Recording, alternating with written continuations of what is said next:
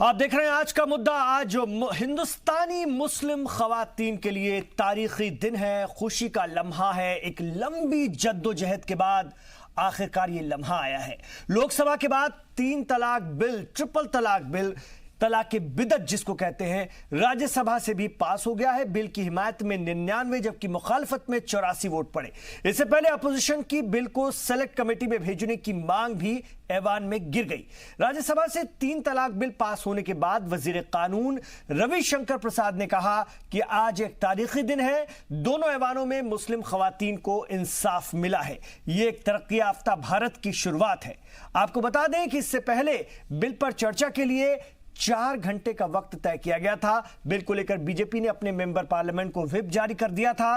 राज्यसभा में बिल को पास कराने के लिए मोदी सरकार की राह इस वक्त आसान होती तब दिखी जब जेडीयू और एआईएडीएमके के सांसद सदन से वॉकआउट कर गए। वजीर कानून रविशंकर प्रसाद ने बिल पर चर्चा के दौरान कहा कि ट्रिपल तलाक बिल मुस्लिम खवातीन को इंसाफ दिलाने के मकसद से लाया गया है और उसे किसी भी सियासी चश्मे से नहीं देखा जाना चाहिए। वजीर कानून ने राज्यसभा में मुस्लिम महिला विवाह अधिकार संरक्षण विधेयक 2019 को चर्चा और पारित करने के लिए पेश करते हुए ये बातें कही। उन्होंने कहा कि सुप्रीम कोर्ट के जरिए एक फैसले में इस प्रथा पर रोक लगाने के बावजूद ट्रिपल तलाक यानी तलाक के बिदत, जिसका कि कुरान में कोई जिक्र नहीं है, इंस्टेंट ट्रिपल तलाक का कुरान करीम में भी कोई जिक्र नहीं है, यह प्रथा जारी है। समानता भी सुनिश्चित होगी। इसके बाद कांग्रेस सहित ज्यादातर अपोजिशन जमातों के साथ साथ अन्ना द्रमुक, वाईएसआर कांग्रेस ने भी ट्रिपल तलाक बिल की सख्त मुखालफत करते हुए इसे सेलेक्ट कमेटी में भेजे जाने की मांग की थी। अपोजिशन ने इसका मकसद मुस्लिम परिवारों को, मुस्लिम फैमिलीज को तोड़ना बताया था। और all India Muslim personal law board ने अभी जो इशारे मिल रहे हैं, सुप्रीम कोर्ट जाने के इशारे दिए हैं इस बिल के पास हो जाने के बाद। आज का दिन बहुत ऐतिहासिक है। आज का दिन इस हमारे मुस्लिम समाज की जो बेटियां हैं, जो बहनों हैं, उनके साथ जो नाइंसाफी चल रही थी, आज दोनों हाउस ने उनके साथ न्याय किया है। मुझे इस बात का बहुत संतोष है। ये एक बदलते भारत की शुरुआत है और मैं अभिनंदन करूंगा अपने प्रधानमंत्री नरेंद्र मोदी जी का कि उन्होंने इसमें इतना लीड लिया और आज हम बदलाव कर सकते हैं। धन्यवाद। वजारत अक़लियती उमूर भारत सरकार के वजीर मुख्तार अब्बास नकवी ने कहा कि एक तारीखी दिन है और पार्लियामेंट की तारीख में सुनहरे अल्फाज में इसे लिखा जाएगा। एक बहुत ही ऐतिहासिक दिन है, एक बहुत ही ऐसा क्षण है जिस क्षण पे कि हम मानते हैं कि देश के लोकतांत्रिक मूल्यों और संवैधानिक मूल्यों के प्रति विश्वास रखने वाले, उनके प्रति आस्था रखने वाले लोगों को खुशी का मौका है। जहाँ तक कांग्रेस पार्टी का है, कांग्रेस पार्टी के लिए हम इतने ही कह सकते हैं, विनाश काले विपरीत बुद्धि। कांग्रेस पार्टी ने वो गलती की है जो गलती की 1986 में की थी उसने, और जो लम्हों की खता है उसको वर्षों सज़ा मिली थी, और इस बार भी जो गलती कर गए हैं वो गलती की सज़ा उनको देश की जनता देगी। तो कपिल सिब्बल की इस बात को मैं आगे बढ़ाता हूं, जो अपने आप को सेकुलर होने का दम्भ भरती हैं सियासी जमातें, जो मुसलमानों के वोट के लिए मुसलमानों का अपीजमेंट करती हैं और अपने आप को मुबैना सेकुलर घोषित करती हैं, सेकुलर सियासत की बात करती हैं। आज उनकी वजह से एक तरह से देखा जाए तो यह बिल राज्यसभा में पास हो पाया है। पीडीपी, कश्मीर की पार्टी पीडीपी, महबूबा मुफ्ती वाली party PDP secular, JDU secular walkout कर गई, पीडीपी वॉकआउट कर गई, टीडीपी वॉकआउट कर गई, टीआरएस तेलंगाना राष्ट्र समिति वॉकआउट कर गई। ये अपने आप को बहुत बड़ी सेकुलर पार्टी बताती है। BSP Bahujan Samaj party walkout कर गई। अब सवाल यह है कि क्या वाकई सेकुलर पार्टियों की वजह से जो मुसलमानों की बहुत बड़ी हितैषी बनती हैं, उनकी वजह से राज्यसभा में बिल पास हो पाया? इस पर भी बात होनी चाहिए। और वजीर आजम नरेंद्र मोदी का ट्वीट आया है, मध्यकालीन प्रथा कूड़े का इतिहास बन गई, ये कहा है वजीर आजम नरेंद्र मोदी ने। आइए इस पर हम बात करते हैं। मेरे साथ बहुत खास मेहमान जुड़ गए हैं, बहुत अच्छा पैनल है, मैं उनका तारुफ आपसे करवाना चाहूंगा। और मेरे साथ इस वक्त अब्दुल मोइद आजमी साहब हैं, मुस्लिम स्कॉलर हैं। आपकी जी अच्छा, अजहरी साहब हैं, सॉरी मैं अक्सर आपका नाम गलत ले लेता हूँ। खुशी की बात है ना, दरअसल आज मुस्लिम खवातीन खुश हैं तो मुस्लिम मर्दों को भी खुश होना चाहिए, तो शायद इसलिए मेरी ज़बान से निकल गया। अब्दुल मोइद अजहरी साहब की पढ़ाई मिस्र में हुई है, बहुत सुलझी हुई बात करते हैं, बहुत बड़े इस्लामिक स्कॉलर हैं और अक्सर मैं इस तरह के मामलों में उनको अपने स्टूडियो में मदद करता हूं। सर, आपका स्वागत है, खैर मकदम है। मेरे साथ प्रोफेसर विशाल कुमार जी भी हैं, जो कि बहुत बड़े राजनीतिक विश्लेषक हैं। आप बच्चों के बीच में, नौजवानों के बीच में तकरीर करते हैं, इतिहास का, तारीख का ज़बरदस्त आपको ज्ञान है। और इस तरह की बातों में, जब अमेंडमेंट की बात होती है या कुछ इस तरह की बातें होती हैं, तो मैं उनको अपने साथ रखता हूँ। मेरे साथ अमित रैना जी हैं, रूट्स ऑफ कश्मीर के स्पोक पर्सन हैं और मुस्लिम खवातीन की तकलीफों को, उनके लिए काम भी कर रहे हैं और उनको अच्छे से वो जानते भी हैं चीज़ों को।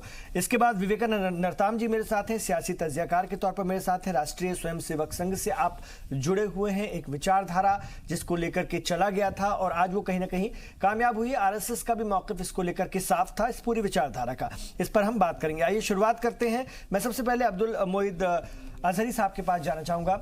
अब्दुल मोइद साहब, कैसे देखते हैं आज ट्रिपल तलाक, इंस्टेंट ट्रिपल तलाक बिल राज्यसभा में भी पास हो गया? किन सियासी जमातों की वजह से हुआ, उनके वॉकआउट करने की वजह से हुआ, वो भी हम सब जानते हैं। वजीर आजम नरेंद्र मोदी ने कहा मध्यकालीन कूड़े का इतिहास ये प्रथा बन गई है। मध्यकालीन ये प्रथा थी जो कूड़े का इतिहास बन गई है और इसका कुरान करीम से वाकई कोई लेना देना नहीं है। सबसे पहले तो मैं उन खवातीन को मुबारकबाद पेश करना चाहता हूं जो इस बिदात तलाक की वजह से उनका इस्तेहसाल वर्षों से होता रहा है जी। उसके बाद इसके लिए कोशिश करने वाले हर एक फ़र्द को, वो चाहे हुकूमतें हों, चाहे सियासतदान हो या समाजी कारकुन हो, जिन जिन लोगों ने भी अपना योगदान दिया है इस ट्रिपल तलाक बिल को लेकर के, वो सारे के सारे लोग आज मुबारकबाद के काबिल हैं। उन्हें मैं मुबारकबाद पेश करता हूँ। ट्रिपल तलाक एक ऐसा अमल है जिसे खुदा, रसूल और पैगंबर और शरीयत हर जगह पर उसे गलत, गुनाह और हराम करार दिया है। अब कमाल ये देखिए, आपकी मिस्र से पढ़ाई है, 1929 में ही मिस्र ने ट्रिपल तलाक को तलाक कह दिया। मिस्र समेत तकरीबन 23 ऐसी पाकिस्तान ने, हमारा पड़ोसी हमसाया, 1956 में इसको खत्म कर दिया। तकरीबन इमरान भाई, तकरीबन 23 ऐसे ममालिक हैं जिन्होंने इंस्टेंट ट्रिपल तलाक को ख़त्म कर दिया है। हालांकि हमारे यहाँ सुप्रीम कोर्ट का भी ये प्रोविज़न है कि ट्रिपल तलाक जो है वो इंस्टेंटली ट्रिपल तलाक, 3 तलाक नहीं होगा, वो एक ही तलाक होगा जी। इस बारे में मैं ज़ाती तौर पर और तंजीम से वाबस्ता होकर के पिछले 4-5 वर्षों पे इस पे मैंने काम किया है। तो इस पूरे मामले को मैं बहुत करीब से मैंने देखा भी है और उस पर गौर किया। एक जगह आकर के मैं थोड़ा सा फंसता हूँ जो मुझे समझ नहीं आया, शायद वो कुछ माहिर सियासतदान और माहिर लॉ और वकालत में महारत रखने वाले लोग नुमाइंदगी करेंगे। वो ये है कि एक तरफ सुप्रीम कोर्ट कहता है कि इंस्टेंट ट्रिपल तलाक असंवैधानिक है, अनकॉन्स्टिट्यूशनल है, यानी कि उसका सीधा मतलब ये हुआ कि कोई 3 या 3,000 या 3 लाख बार तलाक कहे तो तलाक एक ही होगी जी। यानी कि कोई 3 तलाक देता है तो उससे मियाँ बीवी का रिश्ता खत्म नहीं होता। एक तो सुप्रीम कोर्ट का प्रोविजन हो गया। दूसरी तरफ आता है कि एक जो बिल में जो प्रावधान ये है कि ट्रिपल तलाक देने के बाद शौहर को 3 साल की सजा होगी। सजा के बाद जो है, अब 3 साल की सजा किस लिए हुई है? क्योंकि उसने 3 तलाक दिया है, यानी कि एक अनकॉन्स्टिट्यूशनल एक्ट को उसने किया है, असंवैधानिक काम था, गैर गलत काम था, उसने कर दिया है, उसकी सजा मिली। अब दोनों में टकराव ये हो रहा है कि तलाक हो भी नहीं रही है और सजा भी मिल रही है। ठीक है, यहाँ पर 2 बातें और वाजे कर दूं, क्योंकि अभी मैं पूरे दिन भर ये चीज देखा हूँ, ज्यादातर जगह पर 2 बातें उठाई गई हैं। एक तो ये कि वो आदमी जब 3 साल के लिए जेल में होगा तो उस खातून के रिहाइश का, खाने पीने का, देखभाल का, यानी मेंटेनेंस नहीं, आप बहुत अच्छी बात कर रहे हैं और ये तमाम लोग करते ही रहे। सुनिए ना, लेकिन दहेज के कानून में, जहेज के कानून में जब अंदर जाता है आदमी क्या उसकी माँ भी जाती है, बहन भी जाती है, तब तो कोई इस बात को सोचता नहीं, पूरी फैमिली अंदर चली जाती है। इमरान साहब, मैं उसको अपोज नहीं कर रहा हूँ, मैं कह रहा हूँ कि 2 ही मुद्दों पर बात हुई है, एक तो मेंटेनेंस पर, दूसरा क्रिमिनलाइजेशन करने पर। यहाँ पर उन 23 ममालिक का भी आप जिक्र करें कि किसी भी मुल्क में ट्रिपल तलाक को क्रिमिनलाइज नहीं किया गया, असंवैधानिक या गलत किया गया है। यहाँ पर मैं मानता हूं कि क्रिमिनलाइज किया जा सकता है जी, जो मैंने देखा है, वो चाहे हजरत उमर के दौर का हो या पैगंबर इस्लाम के दौर का हो, कि जब 3 तलाक गलत है और वो गलत काम करने पर सजा का प्रावधान शरीयत में है और इस्लाम में रहा है जी। इसलिए क्रिमिनलाइजेशन करने में गुरेज नहीं है। मगर एक चीज जो रह जाती है वो ये है कि क्रिमिनलाइज होने के लिए ये जरूरी है कि 3 तलाक वाक़ हो, यानी कि वो रिश्ता खत्म होगा तभी जुर्म होगा, और जब जुर्म होगा तो उसकी सजा होगी। एक तो ये, और दूसरा इसका एक पहलू ये भी है कि 3 साल की अगर मान लीजिए सजा हो जाती है, एक बंदा वो गलत काम उसने किया, 3 तलाक हराम है और हराम काम उसने किया, बजिद हो गया कि मुझे नहीं रखना है, गलत था, कर दिया, 3 साल की सजा हो गई। अब ये बताइए कि 3 साल जब वो जेल में रहेगा और 3 साल उसकी बीवी उसके घर में रहेगी, तो उसके रिश्ते दोनों के साथ और मियां बीवी के साथ और बीवी के बाकी घर वालों के साथ उसके रिश्ते कैसे बनेंगे? ठीक है, ये कहीं ना कहीं उस औरत पर जुल्म होगा। मैं आपके सारे फिक्र को समझ गया। ये बहुत एक्सट्रीम जो स्थिति है ना वो आप बयां कर रहे हैं, ये नौबत आती नहीं इतना। हाँ, ये कानून ऐसा ये सही है, ऐसा नहीं है कि जो किसी ने बोला और धड़ से उसको अंदर कर दिया। यही तो कंफ्यूजन इतने दिनों से फैलाया गया सियासी जमातों के भी जरिए, मुस्लिम पर्सनल लॉ बोर्ड के भी जरिए। अब देखिए मुस्लिम पर्सनल लॉ बोर्ड ने फिर इशारे देने शुरू किए सुप्रीम कोर्ट जाने की, क्या कहेंगे उस पर? मुस्लिम पर्सनल लॉ बोर्ड तो मैं ये मानता हूं कि वो फेल्योर है। इसकी नाकामी ही की वजह है कि आज ये हालात पैदा हुए। मैं मुस्लिम पर्सनल लॉ के अलावा हर उस मुस्लिम क्लर्जी और दानिश्वर तबके को भी कहता हूं जो लोग मास से कनेक्ट रहे हैं, जो लोग तबलीग का काम करते थे, जो दीन का काम करते थे कि हम लोगों में अवेयरनेस है, लोगों को हम दीन सिखाने का काम करते थे, वो हर आदमी फेल हुआ है, तभी ये हालात पैदा हुए हैं। अब तो ये बिल पास हो गया। अगर उन्होंने ये बता दिया होता कि 3 तलाक क्या है और तलाक देने का सही तरीका क्या है, तो आज जो है ये नौबत नहीं। अजहरी साहब, आपने भी देखा, हमने भी देखा, सुप्रीम कोर्ट के डायरेक्शन के बाद, सुप्रीम कोर्ट के सख्त फैसले के बावजूद भी इस तरह के मामलों में कोई बहुत बड़ी कमी तो हुई नहीं। जो ये करने वाले थे बाहर जा जाके तलाक दे रहे हैं, व्हाट्सएप में लिख लिख कर भेज रहे हैं, फोन कर करके तलाक दे रहे हैं। मतलब तो ये सोच नहीं सकते, फिर तो ये सख्ती ये एक्सट्रीम सख्ती में किसी को कोई दिक्कत नहीं है, पर ये एक्सट्रीम है। पहले ही मैंने कहा कि आप जो कह रहे हैं ना, मैं आपकी चिंता को समझ रहा हूं, मैं इस बात से हक में हूं, बिल्कुल मैं इस बात से इनकार नहीं कर रहा सर, लेकिन ये भी हमें अपने नाजरीन को समझाना पड़ेगा कि बहुत एक्सट्रीम परिस्थिति में ऐसा होगा कि अंदर जाएगा आदमी जब एकदम उसने तय ही कर लिया है कि उसने ये क्राइम करना ही है। देखिए सर, समझ रहे हैं आप, तब हो उसके साथ फिर ये शुरू होगा। मेरा पॉइंट वहां भी नहीं है, मेरा पॉइंट वहां भी है कि जितनी भी जो भी सूरत आती है, अगर जेल जाता है, ठीक है ना, तो वो जो रिश्ता है वो बचता है कि नहीं बचता। यहाँ पर प्रोफेसर विशाल, आपके पास ये है कि जो अजहरी साहब की चिंता है वो आपके हिसाब से कितनी सही है, कितनी जायज है, या ये वही कंफ्यूजन क्रिएट कर रहे हैं जो मुस्लिम पर्सनल लॉ बोर्ड ने, दानिश्वरों ने, उलमा हजरात ने और सियासी जमातों ने किया? मैं दोबारा प्रश्न जो है सुनना चाहूंगा। हाँ, आप क्या बोल रहे थे, एक बार फिर बोलिए अजहरी साहब। मैं ये कह रहा था कि जब ट्रिपल तलाक आदमी दे रहा है और ट्रिपल तलाक की वो उस हद तक यानी कि कंप्रोमाइज नहीं हो रहा है, जो भी सूरतें हो सकती हैं उससे वो आगे बढ़ गया और उसे 3 साल की सजा हो गई, यहां तक वो पहुंच गया है। तो 3 साल की जो सजा उसे हुई है, तो उस सजा के बाद वो दोनों यानी कि मर्द और औरत, मियां बीवी, उसका जो शादी का रिश्ता है वो बचा रहेगा या टूट जाएगा? क्योंकि कोर्ट तो ये कहता है कि वो तलाक हुई नहीं, 3 तलाक हुई नहीं, और यहां पर 3 तलाक की वजह से उसको जो है सजा मिल रही है। ये मेरा सवाल था। इसका उत्तर मेरे हिसाब से ये होगा, अभी तो ड्राफ्ट की डिटेल आनी बाकी है बिल की, कि उसने ट्रिपल तलाक दिया। यहाँ पे एक अमेंडमेंट हुआ है इस वाले बिल में। पहले क्या था कि बेल का प्रोविजन नहीं था, 3 साल सीधे जेल का प्रोविजन था। अब इस नए बिल में ये अमेंडमेंट हुआ है कि इसमें जेल का, जब बेल का प्रावधान है जी, ट्रिपल तलाक के केस में मजिस्ट्रेट के सामने बात आएगी, जो पीड़ित महिला है वो अपना पक्ष रखेगी, मजिस्ट्रेट साहब ट्रिपल तलाक देने वाले शख्स से पूछेंगे कि क्या आपने दिया है। यदि वो मानते हैं कि हाँ हमने दिया है, तो उनको वहीं पर 3 साल की सजा का प्रावधान है जी। अब ये प्रश्न उठाना कि इस 3 साल के बाद शादी वैलिड होगी कि नहीं, जहां तक मेरा अपना मानना है तलाक तो हो ही चुका, यही उनको सजा तो हो ही गई, और उस सजा के बाद अब शादी दोबारा रिकैपिचुलेट कैसे होगी ये तो मुझे समझ में नहीं। नहीं आप ये बिल वो यही है। चलिए मैं आ रहा हूँ, 3 रैना तलाक साहब कुछ होगी कह रहे ही हैं। नहीं। ठीक है अच्छा आपने अच्छा सवाल उठाया है, बिल तो पास हो गया है, इस पे चर्चा करने में कोई गुरेज नहीं। नहीं बिल अच्छा बिल। देखिए सवाल बड़ा वाजिब है। दहेज के कानून में या डोमेस्टिक वायलेंस केस में भी अगर एक महिला कंप्लेंट करती है कि मुझसे अभी डिमांड करी गई है जी, अभी दहेज दिया भी नहीं है, दहेज लिया भी नहीं गया है, तो उस केस में भी अपने आप ही वो केस बन जाता है, 493 ए एंड बी में बन जाता है और आप पे पुलिस का मुकदमा लग जाता है, नॉन अवेलेबल ऑफिस हो जाता है, पुलिस इन्वेस्टिगेशन होती है।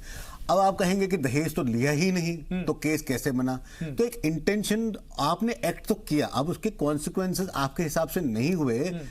आप किसी को मारने के लिए गए, अटेम्प्ट, आप मर्डर करने गए, वो अटेम्प्ट में ही रह गया, तो उसका मतलब ये नहीं कि मैं तो मारने गया था, मरा नहीं, तो इंटेंशन तो था, आपका इंटेंशन था, आपने उस पर एक्ट किया तो आप उस पर एक्ट कर चुके हैं। और जिस केस में एक शौहर 3 साल के लिए जेल जा चुका है, वो शादी कहां बची? एक डाउरी के केस में मैं देखिए, जब महिला से पहले कि पुलिस के पास जाए, अपनी कंप्लेंट लेके जाए, समाज, फैमिली, फ्रेंड्स मिलकर सुलझाने का प्रयास करते हैं। जब वो प्रयास खत्म होता है तभी अगला कदम लिया जाता है। दहेज में भी यही होता है, डोमेस्टिक वायलेंस में भी यही होता है। तो आप जिसमें एक महिला इस हद तक हताश हो चुकी कि उसको पुलिस के पास जाना ही है, उसको मजिस्ट्रेट के पास जाना ही है, वो शादी लॉजिकली तो नहीं बची। कानूनन क्या स्टेटस रहता है उसका? मैं वही पे पॉइंट जो मेरा था वो यही है कि कानूनन वो शादी बची हुई है और उसे वापस उसी शौहर और मियां बीवी को एक साथ रहना है। यहाँ पर प्रॉब्लम यहीं पे हो रही है। तो मतलब मुझे ऐसा लगता है कि शायद ये रह गया है, इस पे बात नहीं हुई है, या चूंकि ये सुप्रीम कोर्ट का प्रोविजन है, ये सुप्रीम कोर्ट ने कहा है कि 3 तलाक नहीं होगी, वो एक ही तलाक रहेगी और वो जेल में 3 साल की वो सजा काट के आ रहा है। इसका तो अब यहाँ पे दोनों एक दूसरे से टकरा रहे हैं। इसका तो एक ही इस पर एक बहस, इसका तो एक ही सोल्यूशन है कि सरकार को जल्दी यूनिफॉर्म सिविल कोड ले आना चाहिए, ताकि ऐसे जिससे भी हो, मतलब यूनिफॉर्म से हो, बिल्कुल इस पर भी अब चर्चा शुरू हो, लेकिन बिल्कुल अगर ऐसा है तो फिर यूनिफॉर्म सिविल कोड भी वाहिद रास्ता बचता है। इस पर भी सरकार को काम शुरू कर देना चाहिए या कर ही दिया होगा। इमरान साहब देखिए, आज इस देश की समस्या देखिए, स्लोनेस देखिए, 35 साल लग गए एक जजमेंट, एक अमेंडमेंट, एक जो किया गया था 35 साल पहले, उसको दुरुस्त करने में। 35 साल से हर पार्टी, हर राजनीतिक को पता था कि जो शाहबानो केस में कॉन्स्टिट्यूशनल अमेंडमेंट लाया गया वो गलत था, मगर फिर भी 35 साल लग गए एक महिला को न्याय दिलाने में, पूरे महिला समाज को न्याय दिलाने में। तो बहुत ही स्लो प्रोग्रेस है ये। मुझे नहीं पता, आज हमें इस पे खुश होना चाहिए कि हमें विचार करना चाहिए कि 35 साल लग गए हमको, 23 साल लग गए उसको ये साबित करने में कि निर्दोष है। पॉलिटिकल बिल, इच्छा शक्ति की कमी थी और ये सिर्फ और सिर्फ पॉलिटिक्स ऑफ अपीजमेंट का प्रतिफल था, इसके अलावा और कुछ नहीं। तो मौजूदा दौर विवेकानंद जी फिर ऐसा आ गया है कि गैर बराबरी को दूर करने वाला ये अहम बिल माना जाए, कि जिसके जैसा कि कहा गया, रविशंकर प्रसाद ने कहा कि इंसाफ और जो गैर बराबरी है समाज में, उसको हमने दूर करने की दिशा में एक बहुत तारीखी फैसला किया है, बहुत तारीखी कदम उठाया है। क्या इसको ऐसे देखें? बिल्कुल सही कहा इमरान जी आपने कि ये जो जेंडर इनजस्टिस, जैसे प्रधानमंत्री साहब ने भी कहा है कि ये जो मध्ययुगीन प्रथाएं थी उन्हें कूड़े में डाला गया है। और आपको मैं याद दिला दूं कि नवनिर्वाचित सांसदों के सामने प्रधानमंत्री साहब ने कहा था कि हम ये नए सरकार में सबका साथ, सबका विश्वास और सबका विकास, और उसी के साथ में उन्होंने कहा था कि इस देश में एक लंबे समय तक ये माइनॉरिटीज को लेकर के विवेकानंद जी, मोहसिन रजा जो उत्तर प्रदेश के वजीर अक़लियती उमूर के, वो अपनी बात रख रहे हैं, राज्य मंत्री हैं, उनको जरा सुन लेते हैं।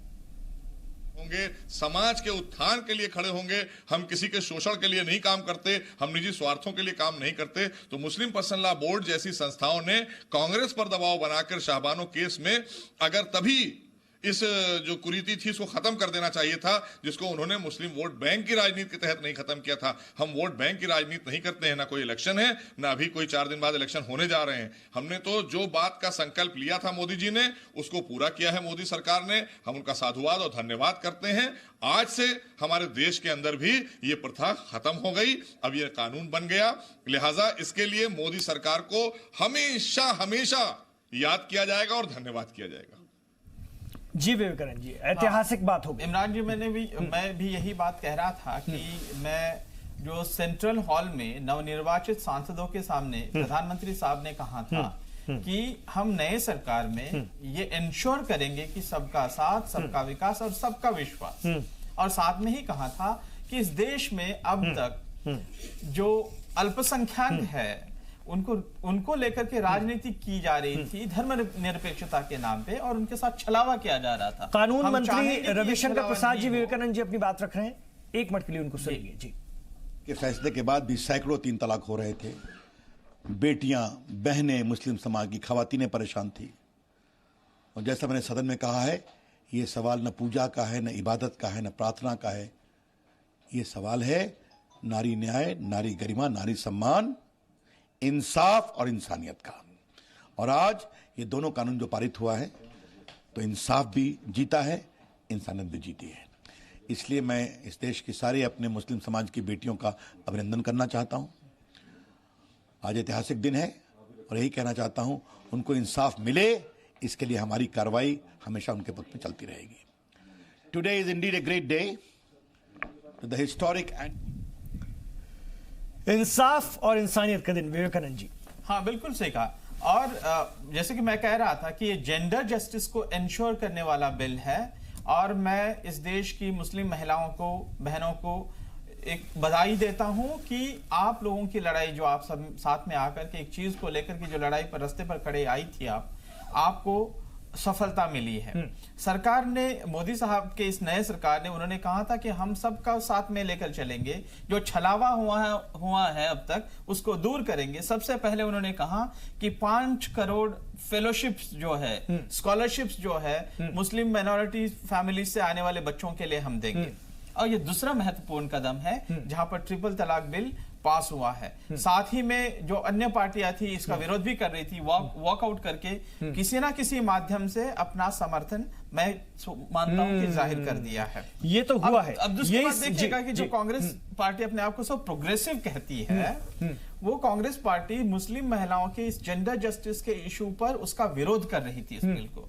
और अब मोहम्मद आरिफ खान साहब कहते हैं कि उन्होंने जब वो 1985 के दौरान जब वो शाहबानो केस हुई थी और उन्होंने जो रेजिग्नेशन दिया था, उनको मनाने के लिए जो विविध मंत्री जा रहे थे, उनमें से एक मंत्री ने उन्हें कहा था कि अगर वो गटर में रहना चाहते हैं तो रहने दो। बिल्कुल, हम कोई सामाजिक समाज सुधारक करने वाले एक एनजीओ नहीं है, हम राजनीतिक पार्टी है और हम सत्ता में बने रहने के लिए हमें ये सब चीजें करनी पड़ेगी। मैं कहता हूं कि ये जो छलावा है, पहली बार उस पर चोट हुई है और एक जेंडर जस्टिस के लिए कोशिश की गई है। ठीक है, ये बहुत अहम बात है। गटर में जाने दो, उनको रहना है तो वैसे ही रहने दो। ये अब्दुल मोइज साहब, ये जो सोच थी कहीं ना कहीं इसके खिलाफ इस हुकूमत ने एक बड़ा कदम उठाया है। और जो वजीर आजम ने शुरू में इशारे दे दिए थे, बहुत बड़े पैमाने पर आप देखेंगे सोशल मीडिया पर उनके ऐसा लग रहा था मुस्लिम अपीजमेंट हो रहा है। ऐसा लग रहा था कि जो स्कॉलरशिप की बात हो रही है, वक्फ प्रॉपर्टियों के डिजिटाइजेशन की बात हो रही है, उनको ट्रांसपेरेंट करने की बात हो रही है और भी चीजों की,